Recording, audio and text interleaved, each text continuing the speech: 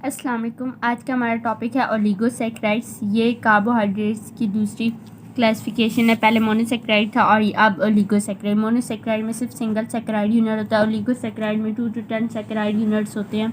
Definition: carbohydrates which upon hydrolysis yield 2 to 10 saccharide units are called oligosaccharides. ये carbohydrates हैं, इनमें जब hydrolysis होती है तो ये 2 से 10 सैकेराइड यूनिट बनाते हैं और इनको ओलिगोसैकेराइड कहा जाता है। तो जब हाइड्रोलाइसिस मीन होते addition of removal of something by addition of water. तो जब इसमें वाटर ऐड करते हैं ओलिगोसैकेराइड में, तो वो क्या करते हैं, ब्रेक हो जाते हैं 2 to 10 सैकेराइड यूनिट में। Consist of derivatives of monosaccharide. ये मोनोसैकेराइड के डेरिवेटिव्स इसमें होते हैं। Classification: classify on the basis of saccharide unit, that is disaccharide, trisaccharide, tetrasaccharide और हेक्सासैकेराइड, पेंटासैकेराइड एंड सो ऑन। तो ये किस पे क्लासिफाई करते हैं कि इनमें जो है सैकेराइड यूनिट कितने हैं।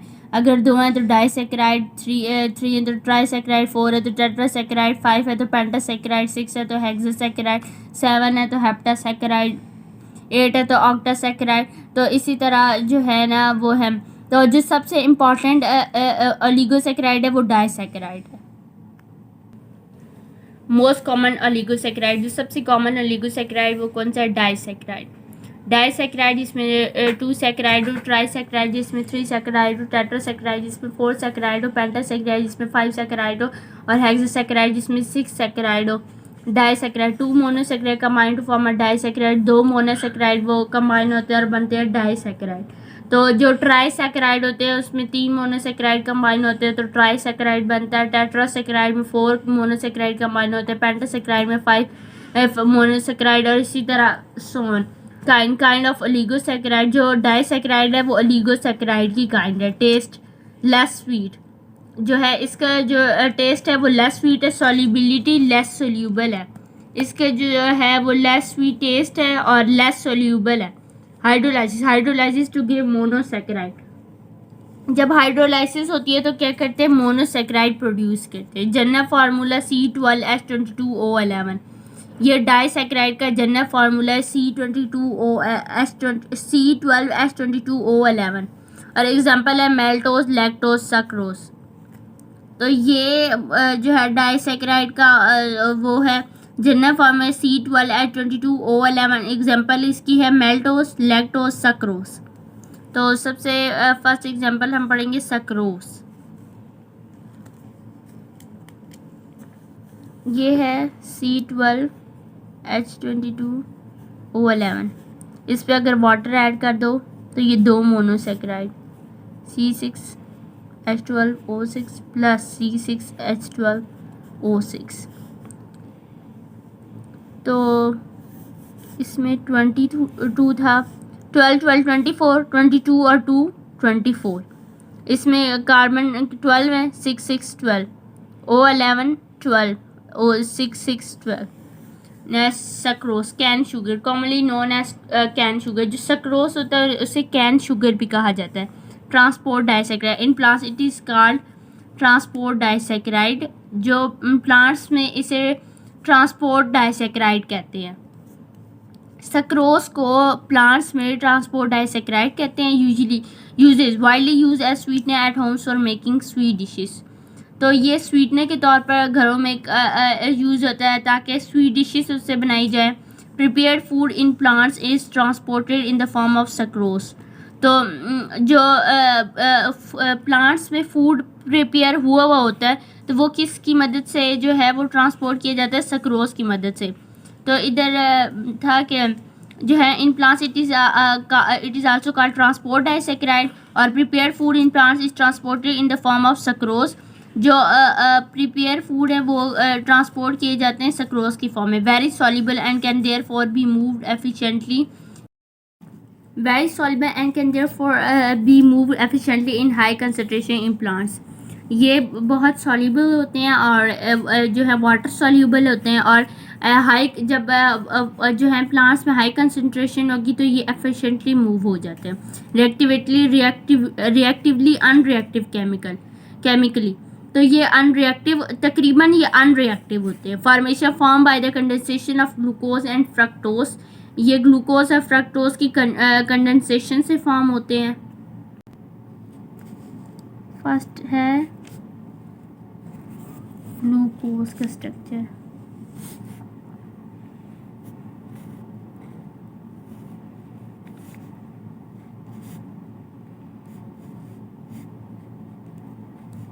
H/OH, H/OH, OH/H,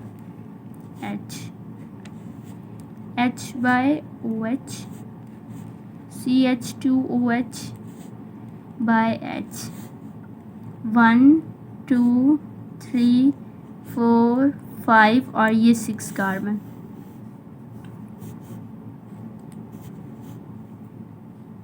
CH2OH first carbon, OH second carbon, OH H,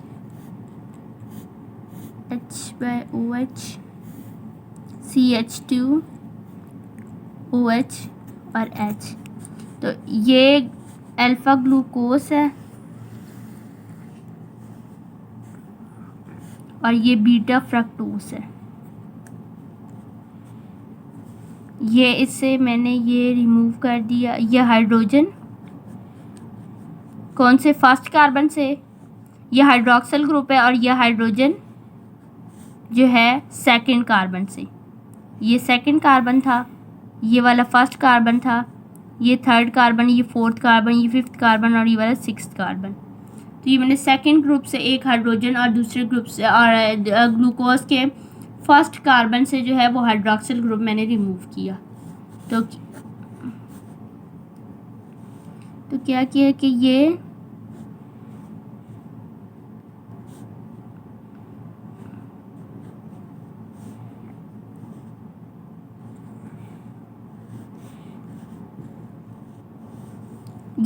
H है, ये H एज इट इज़ आ गया। ये इसमें से हाइड्रोक्सिल ये ग्रुप हट गया और ये हाइड्रोजन हट गया। ये O जो है वो ये आ गया और ये CH2OH। ये O किसके साथ बॉन्ड है? CH2OH के साथ। इसके बाद ये OH/H, H/OH, H/CH2OH।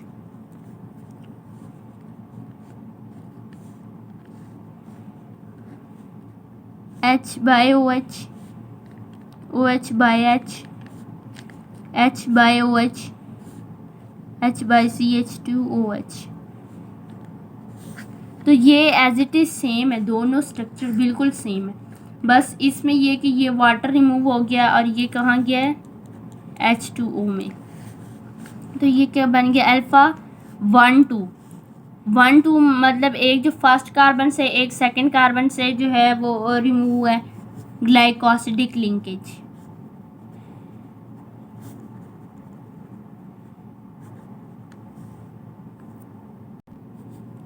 ये फर्स्ट कार्बन से हाइड्रोक्सिल, सेकंड कार्बन से हाइड्रोजन, ये वाटर बन गया और ये जो है एज इट इज़ सेम आ गया। बस H ये है, ये O मिड में आ गया है और ये CH2OH और ये बकाया ये सेम है। तो ये alpha glucose plus beta fructose goes to sucrose plus water. इसका फार्मूला है C6H12O6, C6H12O6, C6H22O11।